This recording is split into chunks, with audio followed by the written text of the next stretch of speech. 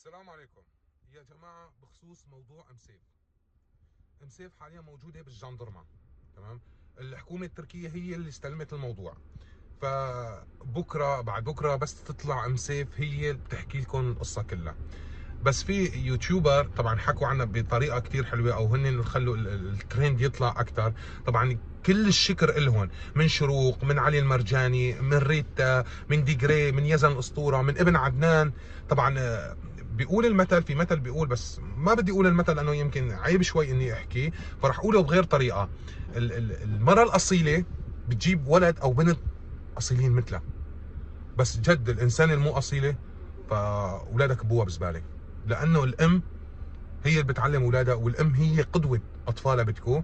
وما شاء الله عليكم يا جماعه ما قصرتوا.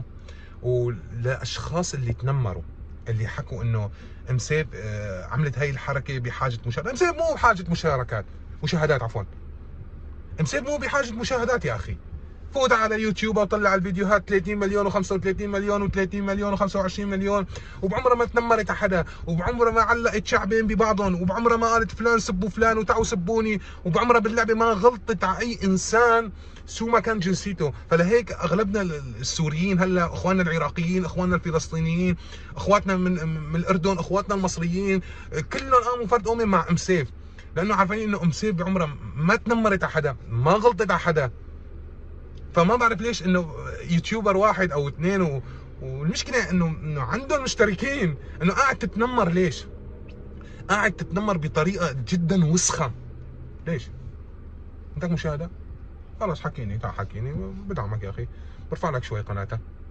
وسواء كان تنمر علي، حتى انه صار تنمر كمان علي. مفكر اني اطلع على اليوتيوب رد؟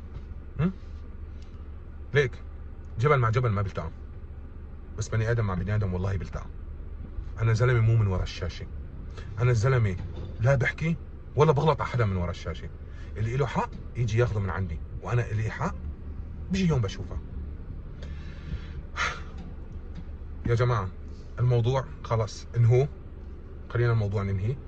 الجندرمه هي استلمت الموضوع، الحكومه التركيه هي اللي دخلت، والله يعطيكم العافيه. وشكرا كثير لكم، لكل انسان ساهم انه ينزل فيديو يسال عنا او يحكي عنا. كل الشكر لكم. والعالم اللي تنمرت هيك بظن بتكون رح انهي الفيديو. السلام عليكم.